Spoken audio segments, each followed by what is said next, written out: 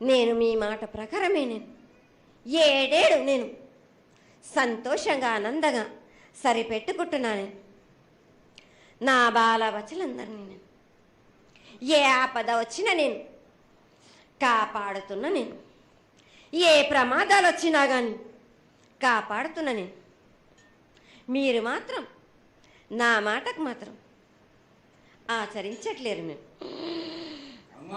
అది మాత్రం మీరు నాకు ఆ గ్రహానికి ఇస్తుంది. అమ్మా, ఆచరించకపోవడం అనేది ఏం లేదు తల్లి. ఎసురుబాటు లేక ప్రతిష్ట చేయలేకపోతున్నామే తప్ప చేయకూడదనేది ఇట్లా కాదు తల్లి.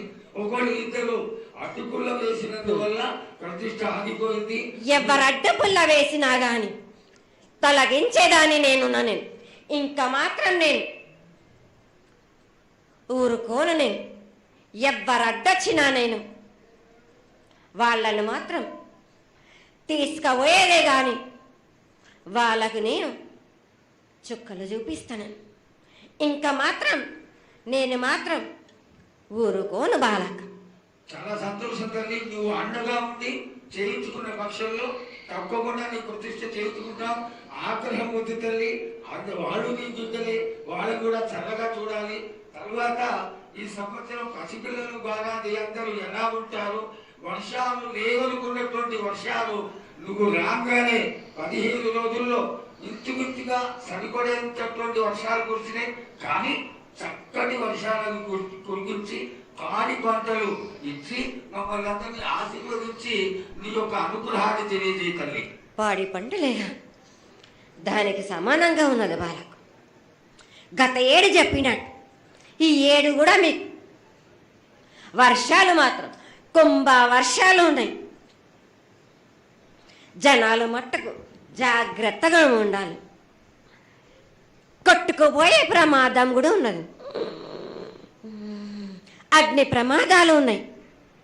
కుంభ వర్షాలు ఏడేడు కాదు, ఈ ఏడు భారీగా ఉన్నాయి. జనాలు మట్టుకు సగానికి సగం కొట్టుకుపోతూనే ఉంటారు. వాళ్ళకు ప్రాణ నష్టం కూడా జరుగుతుంది. అది జరగకుండా ఆపాల్సిన బాధ్యత నీదే కదా తల్లి. ఏడేడు కాదు వాళ్ళు, అది జరుగుతూనే ఉంటుంది. కానీ ఈ ఏడు మాత్రం భారీగా ఉంటాయి. ప్రమాదాలతో పాటు వాయు వరుసలు లేకుండా జనాలు మటు బాలబచ్చలు ఇట్లా ప్రవర్తిస్తుంటారు. ఎట్లెట్లా ఈ విధంగా మీరు చేస్తుంటారు.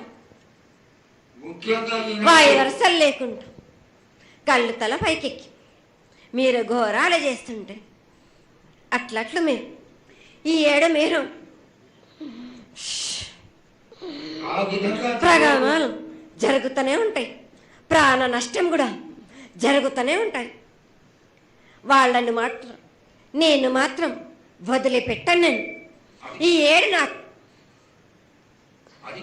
బాగా నాకు ఇబ్బందిగా ఉంది. నాకు కానీ సంతోషం అనేది లేకుండా చేస్తున్నారా మీరా? ఎంత విధంగా నేను మీరు మట్టుకు సరిపెట్టుకుంటున్నాను అనుకుంటున్నాను. యువతకి సరైన బుద్ధి కలిగించి అందరూ సన్మార్గంలో ఉండాలని నువ్వు ఆశీర్వదించే తీరాలి తల్లి. ఎందుకంటే సస్యశ్యామలంగా ఉండడం కోసమే కదా అధికారులందరూ కలిసి ఇంత పెద్ద ఎత్తున నీకు జాతర చేయడం. ఈ జాతర లక్షణమే ముఖ్యమైనటువంటిది.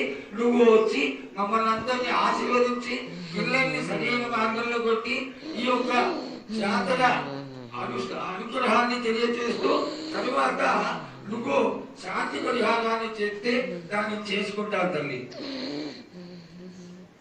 ఏడేడు కాదు, ఈ ఏడు మీరు నన్ను మాత్రం శాంతి పరచద్దు. నేను మాట్లాడేది చాలా ఉందిరా వాళ్ళకు. మీరు అనుకుంటున్నట్టు బాలబచ్చలు సరి అయిన దారిలో నేను పెడుతున్నాను. కానీ తల్లిదండ్రులు మాత్రం ఊరు మీద వదిలేస్తున్నారు. మీరు మాత్రం అహంకారం ఎక్కువైపోతుంది మీకు. అది తగ్గించుకుంటే మంచి.